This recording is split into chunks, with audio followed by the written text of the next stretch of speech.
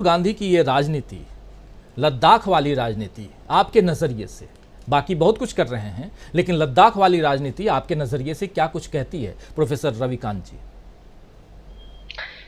राजीव जी, राहुल गांधी रोज नए टास्क दे रहे हैं मोदी जी को। हालांकि वो मोदी जी को तंग तो काफी दिनों से कर रहे हैं और यही कारण है कि उनकी जो पूरी ट्रोल आर्मी है वो राहुल गांधी के बारे में किस तरह के शब्दों का इस्तेमाल करती है। 2014 से लेकर के और 2019 तक जो पूरी भक्त मंडली कहती थी, हालांकि वो उनमें से बहुत सारे आज भी कहते हैं कि शेर तो अकेला चलता है, इस देश में अगर कोई महामानव है तो वो नरेंद्र मोदी है। लेकिन राहुल गांधी जिस तरह से लोगों से मिल रहे हैं और जो लगातार काम कर रहे हैं, भारत जोड़ो यात्रा उनकी अनवरत जारी है बिना रुके। वो नीचे समुद्र से लेकर के और अब पहाड़ों की ऊंचाई तक वो एक यात्रा तो हुई थी, ये निरंतर जारी है। तो मुझे कभी कभी लगता है कि नरेंद्र मोदी जब ऐसे दृश्यों को देखते होंगे तो कितना होपलेस हो जाते होंगे, क्या सोचते होंगे कि काश मैं राहुल गांधी के बराबर का एक आध कोई टास्क कर पाता तो लोग मुझे भी इस शिद्दत के साथ देख रहे होते। लेकिन उनके पास 3D कैमरा है, वो और तमाम चीजें हैं, स्क्रिप्ट है, सामने टेलीप्रॉम्प्टर है, वो सारी चीजें मौजूद हैं, लेकिन अब लोग उन पर भरोसा नहीं कर रहे। इसको कहते हैं ना कि स्याह और जो सफेद, अब दोनों का अंतर लोगों को दिख रहा है। जब अंधेरा और उजाला दो सामने हो तो लोगों की आंखें खुलने लगती हैं कि साहब अभी तो हमें इस अंधेरे में लग रहा था कि सारी दुनिया पूरा जिसमें चमक है, अब उनको दिखने लगा है कि सच्चाई और बुराई के बीच फर्क क्या है।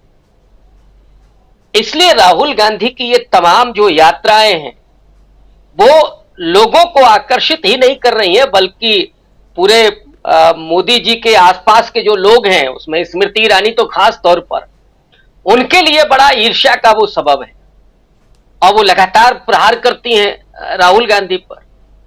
जो अभी चर्चा हो रही थी कि अमेठी से राहुल गांधी चुनाव लड़ेंगे तो उनका क्या होगा, दो तीन बातें बड़ी महत्वपूर्ण हैं। वो स्मृति ईरानी जो महंगाई पर सिलेंडर सिर पर रख करके निकलती थी, आजकल कांग्रेसी लोग उनको सिलेंडर रानी कह रहे हैं, ये उनके शब्द है, मेरे अपने नहीं है। दूसरा, उन्होंने महिला उत्पीड़न पर तो मनमोहन सिंह जी को चूड़ियां भेज दी थी और मैं तो इंतजार करते करते मेरी आंखें पथरा गई कि कम से कम मणिपुर की महिलाओं को देख करके ही वो चूड़ियां भेज देती मोदी जी को कि साहब आप पहन लीजिए, आपसे कुछ नहीं हो रहा है और छोड़ दीजिए। ये वही स्मृति ईरानी है जिन्होंने रोहित वेमुला के मुद्दे पर मायावती का अपमान किया था, तो दलित क्या उनको भूलेगा। और अब जब वो अमेठी जाएंगी, वो कैसे चुनाव उन्होंने जीता था राजीव जी, ये ज्यादातर लोगों से छिपा नहीं है। मैं ऑफ द रिकॉर्ड वो बातें यहां नहीं कहना चाहता, कैसे चुनाव वो जीता गया था। लेकिन अब राहुल गांधी अगर जाते हैं अमेठी तो स्मृति ईरानी किस गली से निकलेंगी, ये वो रास्ता तलाश नहीं होंगी। उनके लिए बेहद मुश्किल है इस समय।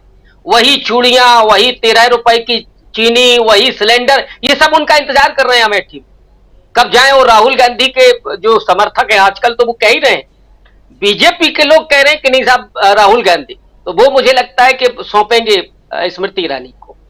तो राहुल गांधी जो लगातार काम कर रहे हैं, राजनीति को बदल दिया है। जो राजनीतिक कल्चर एक दौर में हो गया था ना, कि जिसमें आम आदमी नहीं है, जिसमें केवल पूंजीपति दिखाई पड़ते थे।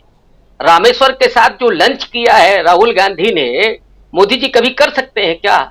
अडानी के साथ तो बैठ करके जिस मुद्रा में वो थे, मैं आपको बता दे रहा हूं, इस मुद्रा में मोदी जी दिख रहे थे। लेकिन राहुल गांधी को देखिए, आज ही मैंने वो वीडियो देखा है जिसमें राहुल गांधी को कहा कि राहुल सर, तो उनका कि सर क्या होता है, मेरा नाम तो राहुल है। ये वो व्यक्ति है कि जिसने बहुत बड़ी लकीर खींच दी है नरेंद्र मोदी के सामने। उस महामानव के सामने ये लघु मानव है, और लघु मानव का मतलब है कि लोकतंत्र में उस नागरिक अधिकार की जीत होती है। और राहुल गांधी वो बना रहे हैं, जो आप दृश्य दिखा रहे हैं बेहद भावुकता प्रदान करने वाले और इस देश के लोकतंत्र को जिंदा बनाने के लिए ये दृश्य हैं। और जो भी देख रहा होगा वो जाहिर तौर पर राहुल गांधी का मुरीद होगा, राहुल गांधी के इन विचारों का, उनके जो काम है, जो कार्यक्रम है, उनका जरूर वो मुरीद होगा। लोकतंत्र इसी से बनता। मैं ये कतई नहीं कह रहा हूं कि उनके भक्त बन जाए, क्योंकि भक्त बनना बाबा साहब के शब्दों में वो तानाशाही को पैदा करते हैं। भक्त नहीं, राहुल गांधी से सहमति या असहमति दर्ज कराते हुए लोगों को यह देखना चाहिए और जांचना भी चाहिए कि राहुल गांधी जो अभी कर रहे हैं, जो बातें अभी कर रहे हैं, वो उस पर निरंतर खरे उतर रहे हैं कि नहीं उतर रहे हैं। अगर उन्होंने कहा कि इस देश में आम लोगों की बात होनी चाहिए, तो रामेश्वर उनके साथ बैठा हुआ है कि नहीं बैठा हुआ है, यह देखना जाना चाहिए। उन मिस्त्रियों की अगर वो बात कर रहे हैं कि जो कारीगर है, जो आर्टिजन है, जो आर्टिजन कास्ट है, उनको सम्मान मिल रहा है कि नहीं मिल रहा है इस दौर में। एक मैं आपको साधारण सा उदाहरण दे दूं, उत्तर प्रदेश में खास करके दिवाली मनाई जाती है, लेकिन वो दिया क्या उस कुम्हार के घर में जलता है कि नहीं जलता है, और उसका सम्मान होता है कि नहीं होता है। ये सवाल राहुल गांधी अपने कार्यक्रमों के जरिए छोड़ रहे हैं और इसका बड़ा व्यापक और गहरा असर हो रहा है भारत की राजनीति पर। और इसलिए मैं कह रहा हूं कि राजनीति बदल रही है, उसका कल्चर बदल रहा है, और इसको बदलने वाले का नाम राहुल गांधी। जी, कैसे आराम से उन चीजों को जनता के सामने लाकर रख भी दिए हैं। न्याय योजना की बात भी उनसे कर रहे हैं राहुल गांधी कि हमने कहा था कि 72,000 रुपये आपके अकाउंट में सालाना यानी 6,000 रुपये हम महीने का डालेंगे, उससे क्या होगा इस पर भी चर्चा कर रहे हैं। यानी कि एक इंसान जो सब्जी बेचने वाला है, उससे वो तमाम आर्थिक मसलों पे भी चर्चा कर लिए, और उसके मन को पढ़ करके राहुल गांधी अब लद्दाख में बैठे हुए हैं। प्रोफेसर रवि, अरे कि राजीव जी, ये तो बात आप कह रहे हैं, हम कह रहे हैं, लेकिन मोदी जी तो कह रहे हैं कि कहां गरीबी है, कहां विषमता है। देश तो अब बढ़ रहा है तीसरी आर्थिक ताकत बनने की तरफ। 5 ट्रिलियन इकोनॉमी की बात, वो बात अलग है कि इस समय नहीं हो रही है। अच्छी बात है कि तीसरी बड़ी इकोनॉमी भारत बनेगा आज के 5 साल के बाद।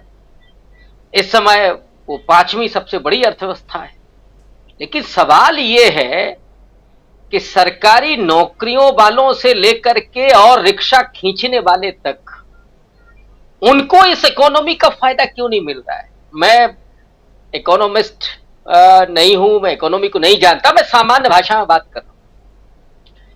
ये जो रामेश्वर जी हैं, उनकी भाषा से मैं ये कह सकता हूं, मेरा जो अनुमान लग रहा है कि ये तो मध्य प्रदेश के बुंदेलखंड से है या उत्तर प्रदेश वाले बुंदेलखंड से, भाषा से मैं अनुमान लगा रहा हूं। और ऑब्वियस है कि वंचित समाज से होंगे, गरीब हैं। अब मोदी जी के तो भारत में रामराज आ गया है, वहां कहां गरीबी है। राहुल गांधी ने नंगा कर दिया है पूरा नरेंद्र मोदी के उस पूरे छद्म को। जो आप कह रहे थे कि इस देश में सब कुछ चंगा सी, लेकिन यहां एक व्यक्ति जो गांव से निकल करके, और राजीव जी मैं बुंदेलखंड से हूं, मैं जानता हूं कि वहां पलायन कितनी बड़ी समस्या है। हर घर से 1-2 लोग दिल्ली, मुंबई, गाजियाबाद और अहमदाबाद कमाने के लिए जाते हैं। घर में बचते हैं उनके बूढ़े माँ बाप, और जो घर में औरतें हैं उनका तक शोषण होता है।